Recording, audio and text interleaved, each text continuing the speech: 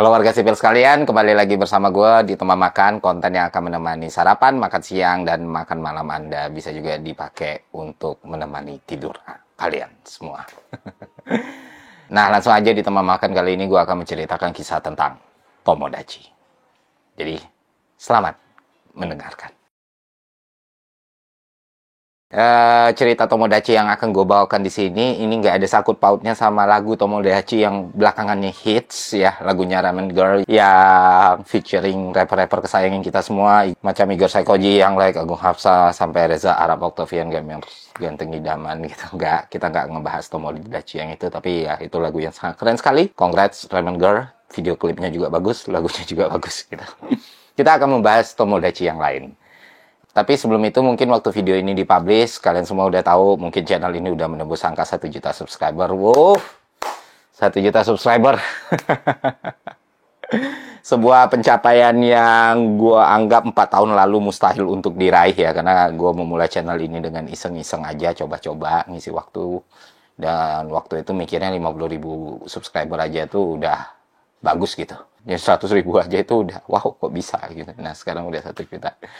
Terima kasih buat teman-teman yang selalu setia menonton channel ini. Kalian sangat-sangat membantu sekali ya. Dengan segala kekurangan, kelemahan, keburukan yang gue punya, kalian masih nontonin konten gue. Sekali lagi ya, terima kasih. Dan janji gue, beberapa waktu yang lalu, sekitar 2 minggu, 3 minggu yang lalu, gue bikin konten yang bilang kalau waktu subscriber gue 950.000, gue bilang kalau ini 1 juta kita bakal bahas Willy Salim, itu masih tetap ada. Jadi ditunggu aja lah videonya gitu. Kita bahas sesuatu yang sifatnya lebih santai aja. Nah, seperti yang gue bahas tadi, ini bukan soal lagunya Ramen Girl, bukan soal Tomodachi-nya Ramen Girl, tapi seorang karakter visi yang bernama Tomodachi atau disebut dengan Tomodachi yang gue ambil dari manga, salah satu manga legendaris dan salah satu manga terbaik sepanjang masa menurut gue ya, yaitu 20th Century Boys. Ada juga kelanjutannya yaitu 21 Century Boys. Dan manga ini ditulis oleh Naoki Urasawa yang legendaris. Yeah. Ini manga nggak terlalu panjang, pas banget dibaca, dan kalau kalian belum pernah baca, kalian harus baca manga ini sekarang juga. Harus sekarang juga. Jadi silahkan cari, entah itu versi fisik atau versi digital, ya, dan usahakan yang legal ya. Dan kalian akan mengerti kenapa gue mendesak kalian untuk membaca manga ini sekarang. Gue nggak akan nyeritain the whole mangganya, tapi gue akan nyeritain salah satu karakter utama dalam manga ini, yaitu Tomodachi. Ya, dia villain, penjahat utamanya, karakter bukan MC-nya, tapi ya yang paling menarik dalam manga ini. Singkat cerita itu gini, manga 20th Century Boy itu syarat akan politik ya. Nah, di manga ini diceritakan tokoh bernama Tomodachi ini adalah tokoh yang sangat-sangat karismatik. Dicintai oleh penduduk Jepang waktu itu. Kenapa demikian? Karena dia terlihat sangat baik, sangat berkarisma, sangat mengayomi. Setiap publikasi dan media yang muncul di Jepang waktu itu menceritakan seberapa pedulinya Tomodachi kepada masyarakat Jepang, seberapa pedulinya Tomodachi atas pembangunan di Jepang dan kemajuan Jepang gitu. Dan Tomodachi ini selain menunjukkan kepedulian dengan masyarakat, dia juga selalu menunjukkan bahwa dia ini superhero, bahwa dia ini pahlawan, bahwa dia ini orang yang siap berkorban untuk orang lain dan untuk masyarakat secara lebih luas. Jadi dalam manga ini kalian akan belajar banyak sekali PR game ya. Kalau bahasa yang lebih gampangnya, lebih grassroots-nya, banyak sekali teknik-teknik ya, ataupun strategi-strategi pencitraan seorang pimpinan negara gitu. Nah, itu dipraktekkan banget oleh Tomodachi di manga ini. Yang menarik dari Tomodachi itu sendiri, kalau Tomodachi itu kan dalam bahasa Jepang artinya sahabat ya. Jadi kalau lu baca komik terjemahan Indonesia biasanya ditulis sahabat gitu.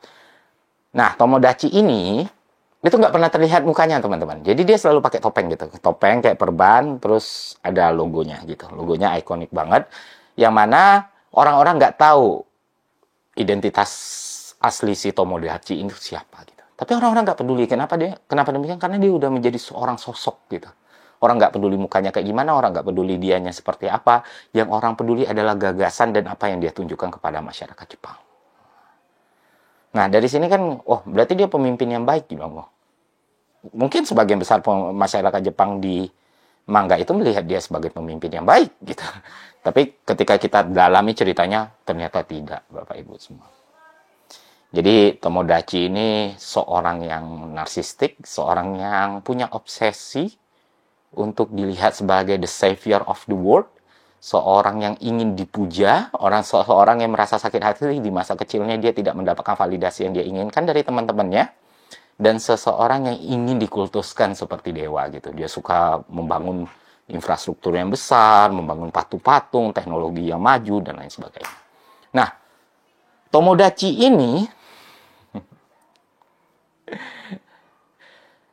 itu lahir dari sakit hati seorang anak kecil yang merasa tersisihkan sama geng lain. Geng ini adalah geng main karakter, geng orang baiknya, gengnya Kenji gitu. Kenapa orang-orang lebih melihat Kenji daripada dia? Terus gengnya Kenji ini bikin buku ramalan, wah nanti masa depan akan terjadi seperti ini gitu loh. Oh, ada robot, ada wabah, dan lain sebagainya. Nah, Tomodachi pengen diajak gitu, tapi entah kenapa dia ngerasa orang nggak tertarik sama dia, kayak orang tertarik sama Kenji. Akhirnya dia dapat buku ramalan itu, dia lihat, dia bikin sendiri ramalannya, dia tambah-tambah. Jadi ramalan anak kecil ini, mainan anak kecil ini dibilang lah bahwa di Jepang itu bakal ada serangan robot besar, bencana alam, bandara meledak, dan lain sebagainya. Nah, ternyata setelah dia gede, dia bikin kultus, dia bikin beberapa panggung dan intrik di media dan di kampanyenya. Dia didorong sama partai politik, ya kan? Partai politik itu namanya Partai Persahabatan, ada sekjennya juga, ada strukturnya rapi juga. Jadi Tomodachi itu emang dibentuk sebagai pemimpin gitu. Nah, puncaknya adalah ramalan-ramalan bencana yang dibuat anak kecil ini ternyata kejadian. Wah, harus kejadian. Dan Tomodachi muncul sebagai pahlawan untuk menyelamatkan masyarakat Jepang dari berbagai bencana itu. Dan salah satu adegan paling epic yang gue ingat, yang mungkin relate dengan keadaan sekarang adalah di manga itu diceritakan bahwa Paus datang ke Jepang. Nah, sebelum Paus datang ke Jepang ini, Tomodachi itu mulai diragukan nih. Ini orang beneran baik atau enggak? Ini orang punya tipu muslihat atau enggak? Ini orang kan suka banget menggabungkan antara pembangunan dan hal-hal mistik. Hal-hal yang sifatnya klinik. Dia bisa terbang, atau pengkultusan satu kaum, pengikutnya sangat-sangat tone deaf, sangat-sangat buta gitu. Pokoknya memuja Tomodachi, apapun Tomodachi lakukan itu demi kebaikan Jepang. Nah, mulai nih, tingkat kepercayaan publik kepada Tomodachi itu mulai menurun gitu. Dia udah berhasil menguasai Jepang lah istilahnya kan, udah berhasil dicap pahlawan, udah jadi pemimpin Jepang, tapi masyarakat mulai meragukan dan mulai ada rebellion, pemberontakan. Nah, Tomodachi pun atur strategi. Dia pengen mendapatkan kepercayaan publik itu kembali. Paus datang ke Jepang gitu untuk melakukan misa, dan waktu Paus datang ke Jepang melakukan misa, itu kan ribuan orang ada di situ. Ternyata Paus diincar nih, mau ditembak dia sama orang gitu. Pas lagi ditembak, ternyata Paus itu diselamatkan sama Tomodachi ini. Didorong kan, Tomodachi yang kena. Nah, dari situlah semua orang kembali memuja Tomodachi kita. Wow. Jadi bahkan ketika di keadaan terdesak pun, ketika kepercayaan publik menurun, dia masih dapat cara nih supaya dia kembali dipercaya sebagai sosok yang karismatik. Itulah sedikit cerita tentang Tomodachi, dan itu cuman kira-kira 3% atau 5% dari keseluruhan manga 20th Century Boys yang ada. Dan gue yakin, apalagi di keadaan sekarang, kalian gak akan pernah menyesal membaca manga ini. Jadi baca manga ini sekarang. Dan lucunya tuh, di Instagram tahun lalu itu gue posting tuh mukanya Tomodachi kan, gambarnya Tomodachi tuh. Gue bilang 2024 itu eranya Tomodachi. Terus kemarin rame. Paus kan mau datang ke Indonesia, Paus Francis ya kalau nggak salah, September ini. Jadi lucu banget. Apakah ini cuma kebetulan? Tentu iya.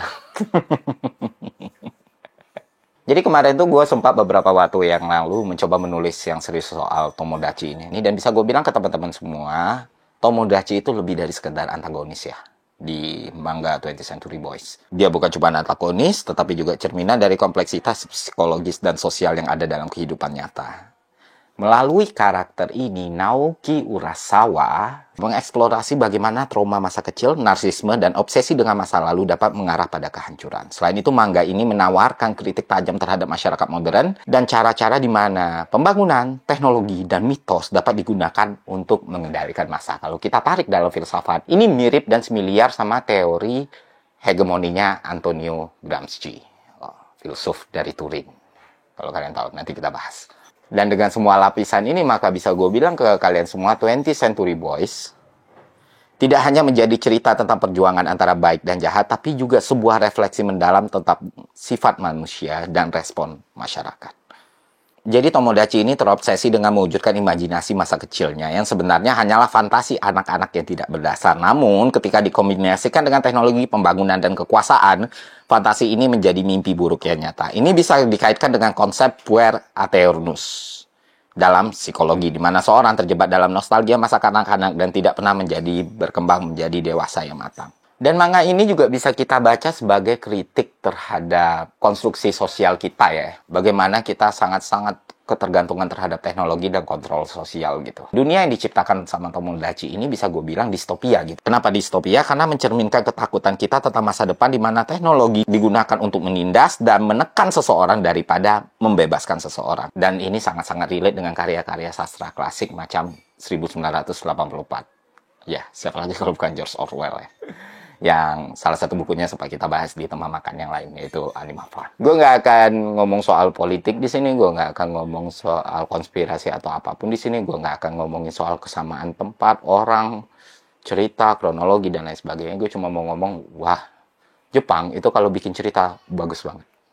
Jadi, manga itu selalu mind-blowing dan mereka selalu bisa menambah kekayaan layer dalam setiap cerita fiksi yang mereka bikin. Dan sayangnya ya industri filmnya tidak demikian.